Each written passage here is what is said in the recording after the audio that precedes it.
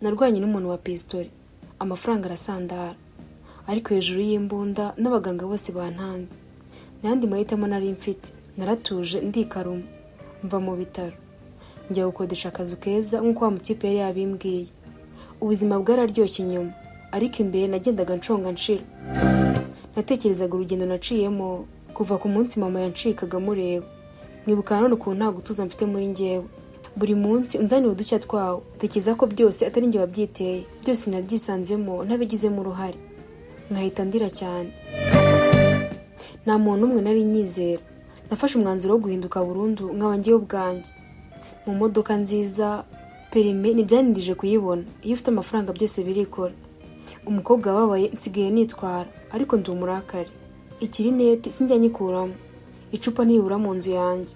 Ikintu nari nsigaje ko ari kunywa itabi. Nagombaga kuzatara umujinya kugira ngo ntangiye nuka ku byari ibyanjye no kwihera ku bambabaje bose, cyane cyane papa Igoro inyangije nkiri muto, ndetse n'imbwa by'umwana wanjye. Gusa abo bose nta n'umwe nzi yabo, yewe n'umwana wanjye sinamenye irengero. Sinashatse no gukurikirana umuganga kuko we ntibyari kungora kumubona. Nahisemo kubyihorera kuko narababaye, ngomba gukomeza kubabara kugeza ku munota nzamenya ibyishe nyuma y'ibyambayeho byose. Iyo ufite amafaranga nta kidashoboka. Buri kwezi nagombaga gusura Heavy na muganga, bari barakatiye imyaka igera ku 10, hari hamaze gushira umwe gusa. Urumva ntibyari byoroshye, yari yarahindanye, naramubonaga bikambabaza. Uyu munsi nabwo ngomba kujyayo, ni kuwa gatandatu.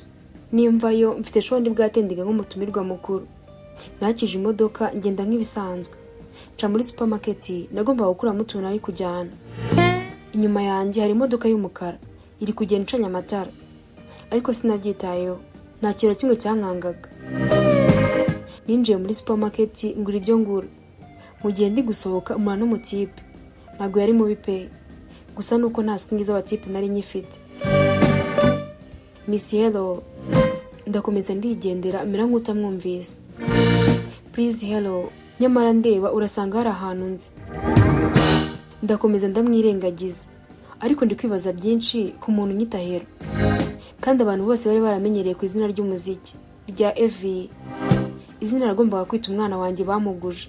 Ubu disi sinaryo yitwa, bamuhaye ibindi bizina bitagize n'icyo bivuze. Ninjiye mu modoka vuba vuba, ndi kwibaza byinshi ku muri izina rya Hero. Ndatsa ndakserera. Ubundi iri zina rizwi n'abantu twiganaga muri segonderi, gusa kandi uko biri kose ku myaka yanjye 18, aho twiganaga bari kurangiza wa 4. Ntibyashobokaga ko haba hari umuntu ugenda yitwara, uretse njye isi yakranze ndi muto, nkagera kuri byinshi imburagihe. Ni nako n'ibibazo byambanaga byinshi by'umuntu uri kunkurikirana. Nkasoma kuri rya cupa ngendana mu gasakoshi. Nafashe umuhanda urekeza Amageragere, ndi gutwara nihuta, gusa ya modoka nayo nyikibona inyuma yanjye kuva nava kuri supermarket. Phone nayo iri gusona, ndikwireba nkanditse kuyitaba, ikongera igasona. Hey, hari imodoka mwari muri kumwe ikoza gisida. Umusore mwari kumwe muremure wari uyirimo niwe duhaye nimero yanyu ngo tubahamagare. Sinzira niba mwagaruka mukamureba. Ubu ngubu ambulance irahageze, iri hafi kumujyana kwa muganga. Imitima yambanye myinshi. Ese nsubireyo ndebe cyangwa nkomeze njye kureba Miss Heavy? Ese nsanze ari imitwe? Ese ubundi uwo muntu yambwiwe n'iki? Kuva yakomeretse, niba ashaka kungira nabi ntabyo agikoze. Reka njye kumureba, wenda aranambwira aho yamenye izina ryanjye. Narakase, maze nsanga ambulance yahagurutse. Ndakurikira paka no kwa muganga. Ngezeyo nsanga bamaze kumwinjiza muri regence. We yarakometse ku mutwe, bashaka niba ntanka byagira ku bwonko. None so nari busobokemo nka ryari. Uko biri kose nibasanga nta kibazo gikomeye ahita asohoka, dusigaye turi kumupfuka ibindi bikomere. None se ubundi mwashakanye ryari? Ako kanya naguye mu kantu, numvise muganga mbaza ngo twashakanye ryari, umuntu simuzi. Nuko natabajwe gusa umutima w'umukaza nkakurikira, ariko hajemo by'urushako nsanga nabaye igicucu gukurikira umuntu ntazi pe. Oya muga, ndi inshuti isanzwe. Oya se kandi ambulance yatubwiye ko hari umugore wambaye nka gutyo wambaye uri bumugereho. Naguye mu rujijo, mfata umwanzuro wo kwigendera. hatajyana n'ibyo banshinza nazi igihe byabereye. Njyaguka ngo ngende mpitamuha n'akagare kariho umuntu upfutse umutwe wose. Ndebye mbona ni wa musore, arandeba aramwenyura, mu bipfuko ndashoberwa. Bamwinjiza mu cyumba mukurikiza amaso, numva impuhwe zanyishe n'ukuntu duhurira muri supermarket ni nabonye ari umusore mwiza. Mba ngumye aho ngaho akanya gato ngo ndebe aho bamwinjiza, nzagaruke mbona nimero 43 ndakata. Ngiye muganga wamusunikaga mu kagare azenyirukaho. Please Miss Yellow, niba ariko bambwiye simbizi, ndumva ntabyibuka neza. Please umurwayi wawe aragukeneye. Nanze gusuzugura kuko bari bamfashe nk'aho n'ubundi uwo murwayi ari uwanjye. Ngerayo ngo mbaze uko bimeze, ntabasha no kuvuga ngo wenda mubaza ahantu y'abazina ryanjye high school. Yinjiye ngenda gake nk'umuntu winjira mu cyumba cy'umurwayi.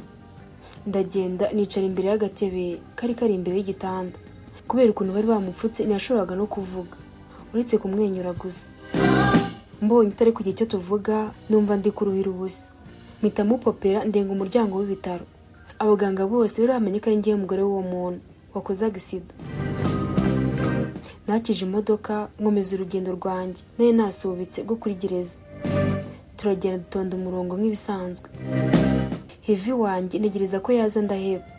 Abambere basura barataha, abakabiri barasura nabo barataha. Ngenda cyicaye ndi kwibaza impamvu batari kumunzanira ndaheba.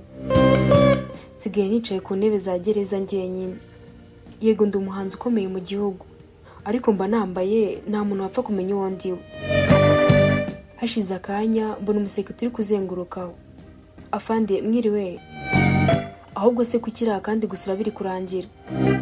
Nandikishije umuntu kuva kare ariko na n'ubu ntaraza ngo tuvugane, amasaha abayane. Uwo muntu yitwa nde? Yitwa Reyira, ariko muri gereza bamwita Miss Heavy. Aha, ni wowe muhanzikazi Evie. Ndi umufana wawe, ariko kusa mu maklipe ndabona wakoze uko ushoboye kose ngo bihishe. Niko ubuzima bwa gisitari bumera, bisaba kugenda wiyoberanya. None se mukobwa anjyana ku ruhande Heavy ko numva mwenda kwitiranwa mupfana iki? Mu gihe naramusubiza ndi gushaka icyo mvuga, mbona ari kurangaguza hirya no hino. Umva, reka nkwaranje mukuzanire muvugane umunota umwe. Nako ni ukumureba gusa, ugende ntuzagaruka utazahahurira n'ibibazo. Ibyanjye ni ibibazo gusa, ngira ngo bigiye gucamo bigahita bibitangiriro ry'ibindi. Gusa ne narabaye ikinya, nta kintu kimwe n'inyitinya. Uwo ari wese wambwiraga ibintu biteye ubwoba naramurebaga ngasekera mu matamatama nkicecekera. Mu kanya gato Heva baraje.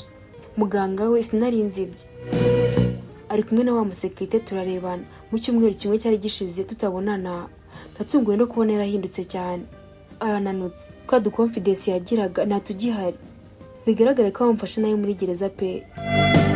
Nyimubona amarira yabunze mu maso, sinamenya haturutse, baraturitse ndarize. Mbona wararize, sekretari kutureba yumiwe. Ko mutavugana vuba, muyobeka ari umunota umwe gusa, dore murengejeho amasegonda 10.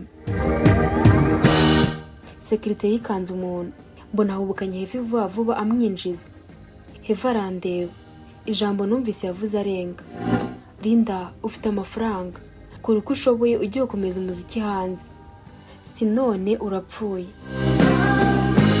Reka duhure muri episode ya 17.